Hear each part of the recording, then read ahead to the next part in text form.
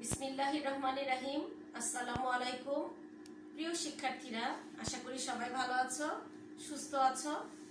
আমিও আল্লাহর রহমতে তোমাদের দোয়ায় ভালো আছি এবং সুস্থ আছি। আমরা আজকে আবার শুরু করছি আমাদের বিজ্ঞান ক্লাস। চলো সবাই বই খাতা নিয়ে রেডি হই। আমরা আজকে পঞ্চম শ্রেণীর বিজ্ঞান বই থেকে 11 অধ্যায় আবহাওয়া ও জলবায়ু নিয়ে আলোচনা করব। আমরা এই অধ্যায়টা এই অধ্যায়ের যে আলোচনা রয়েছে রিডিং অংশে, সেই অংশটা আমরা এখান থেকে কিছু ছোট ছোট প্রশ্ন খুঁজে বের করার চেষ্টা করব। রিডিং পড়ে পড়ে বুঝবো এবং সংক্ষিপ্ত প্রশ্ন সহ প্রশ্নের উত্তর খুঁজে বের করার চেষ্টা করব। কাজেই তোমাদের প্রয়োজনীয় অংশ বা প্রশ্নগুলি তোমাদের অবশ্যই খাতায় লিখে উত্তরটা রেডি করতে হবে। তো আমরা আজকের ক্লাসে চলে যাচ্ছি। আমাদের আজকের অধ্যায় আবহাওয়া ও জলবায়ু, অধ্যায় 11। আমাদের বইতে, তোমাদের পাঠ্য বইতে অর্থাৎ টেক্সট বুকে প্রথম পৃষ্ঠাতেই এই অধ্যায়ের প্রথমেই একটা চিত্র দেওয়া আছে, যেটাকে বলি আমরা মানচিত্র, বাংলাদেশের মানচিত্র। এই মানচিত্রে রয়েছে বিভিন্ন বিভাগ এবং বাংলাদেশের যে বিভাগগুলি রয়েছে রংপুর, রাজশাহী, সিলেট, ঢাকা, খুলনা, বরিশাল এবং চট্টগ্রাম। এখানে আবহাওয়ার কোন অঞ্চলে একটা দেশের কোন অংশে কি ধরনের আবহাওয়া তাপমাত্রা কত থাকে, এগুলো আমাদের এই চিত্রটার মাধ্যমে দেখানো হয়েছে। তো আমরা বিভিন্ন সময়ে বিভিন্ন ঋতুতে কখন কোন ধরনের কাপড় পরিধান করব, কখন শীতের কাপড় পরবো, কখন পাতলা নরম কাপড় পরবো, এটা নির্ভর করে ওই সময়ে কি ধরনের তাপমাত্রা বায়ুমণ্ডলে রয়েছে। বায়ুমণ্ডল বলতে আমরা বুঝি আমাদের চারিদিকে বায়ুর যে আবরণ আমাদেরকে ঘিরে রেখেছে, সেটাকে আমরা কি বলি? বায়ুমণ্ডল বলি। তাহলে এখানে আমাদের এই অধ্যায়টা পড়তে হলে আমাদের বায়ুমণ্ডল সম্পর্কে একটু জানা দরকার। এই জন্যই আমরা বায়ুমণ্ডল কি, এই সংজ্ঞাটা আমরা একটু জেনে নিলাম, যে আমাদের চারিপাশে আমাদেরকে ঘিরে বায়ুর যে আবরণ রয়েছে বা পর্দা রয়েছে, অর্থাৎ বায়ুর যে আবরণ আমাদের চারিদিকে ঘিরে থাকে তাকেই বলা হয় বায়ুমণ্ডল। এই বায়ুমণ্ডলের বিভিন্ন অবস্থার পরিবর্তনের কারণে আবহাওয়া বা জলবায়ুর পরিবর্তন ঘটে। তো কথায় কথায় চলে আসলো আবহাওয়া কি। যেমন আমাদের এই অধ্যায়টাই হচ্ছে আবহাওয়া ও জলবায়ু নিয়ে। তো আবহাওয়া হচ্ছে আমাদের প্রতিদিন আমাদের বায়ুমণ্ডলের তাপমাত্রা, আর্দ্রতা, রোদ, বৃষ্টি, এইগুলি কি পরিমাণ থাকে বা এগুলির যে পরিবর্তন ঘটে, তার ফলে এই আবহাওয়ার পরিবর্তন ঘটে। অর্থাৎ কোন স্থানের বা কোন অঞ্চলের খুব অল্প সময়ের বা প্রতিদিনের বায়ুমণ্ডলের অবস্থাকেই বলা হয় আবহাওয়া। আর বায়ুমণ্ডলের আবহাওয়ার উপাদানগুলির মধ্যে রয়েছে তাপমাত্রা, আর্দ্রতা, বৃষ্টিপাত, বায়ু প্রবাহ, মেঘ, বায়ুর চাপ, এই সব বিষয়গুলো। তো আবহাওয়া এবং জলবায়ুর উপাদানগুলো তো একই। আবহাওয়া বলতে আমরা যেমন কোনো নির্দিষ্ট অঞ্চলের বা নির্দিষ্ট স্থানের আকাশ এবং বায়ুমণ্ডলের সাময়িক অবস্থাকে বুঝি, অর্থাৎ প্রতিদিনের আকাশে মেঘ জমেছে না রোদ উঠেছে, বায়ুমণ্ডলের তাপমাত্রা কম না বেশি, এই অবস্থাকেই বলি আমরা আবহাওয়া।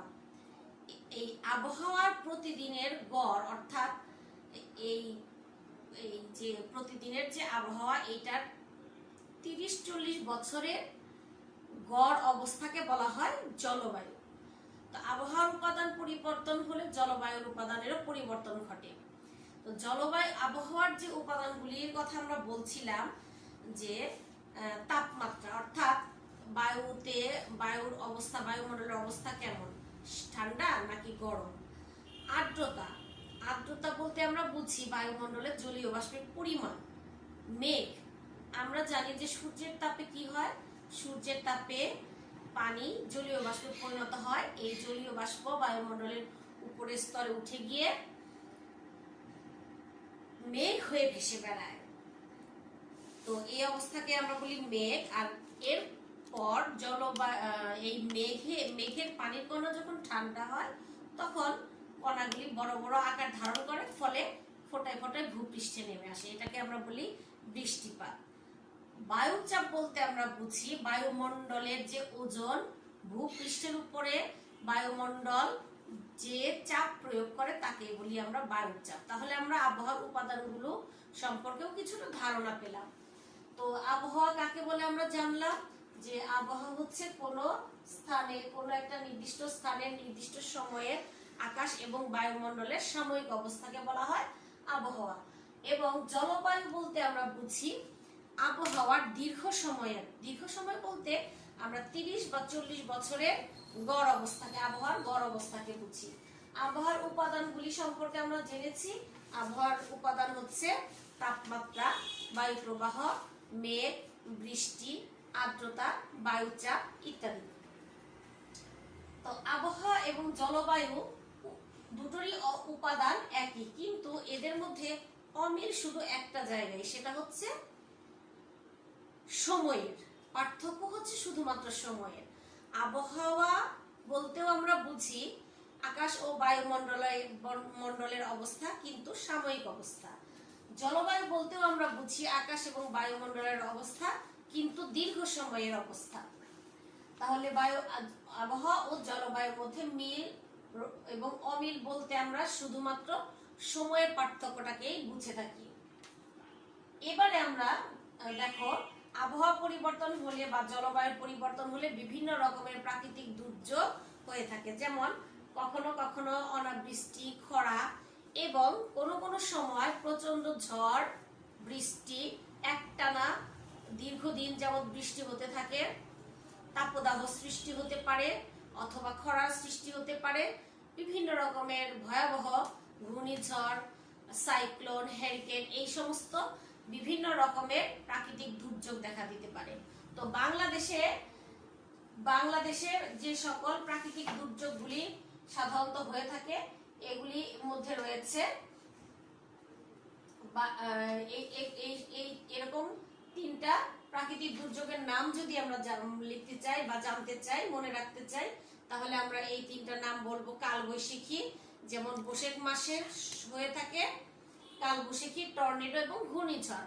তাহলে কালবৈশাখী ঝড় প্রতি বছরই বাংলাদেশে দেখা দেয়।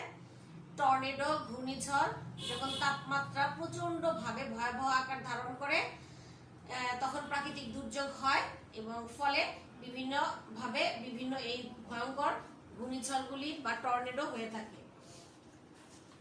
আমাদের দৈনন্দিন জীবনে আবহাওয়ার পূর্বাভাস কিভাবে আমাদের সাহায্য করে?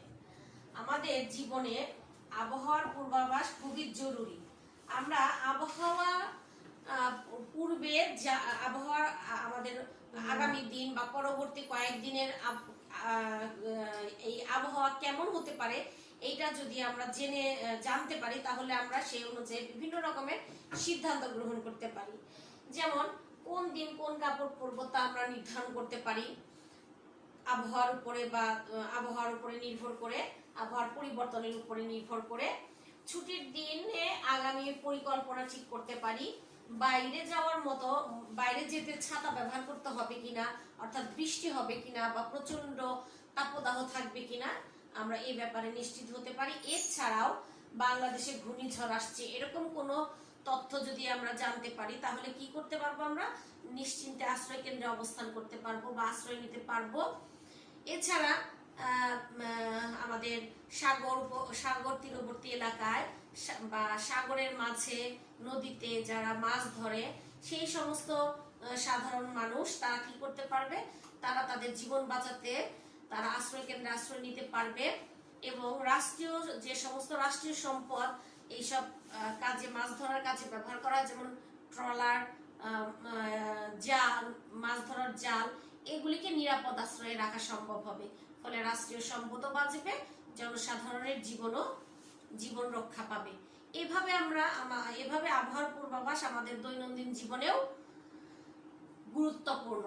তো আমরা আজকে আমাদের এই 11 অধ্যায় আবহাওয়া জলবায়ু থেকে বেশ কিছু অংশ রিডিং থেকে আমরা বেশ কিছু ছোট প্রশ্ন পেয়েছি, এগুলির উত্তরও আমরা জেনেছি।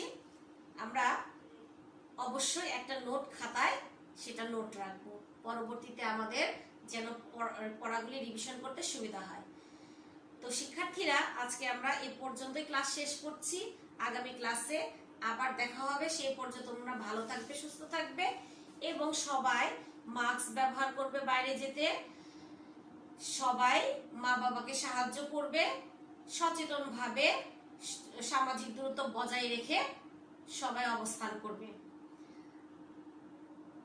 আজকে এই পর্যন্তই। আল্লাহ হাফেজ।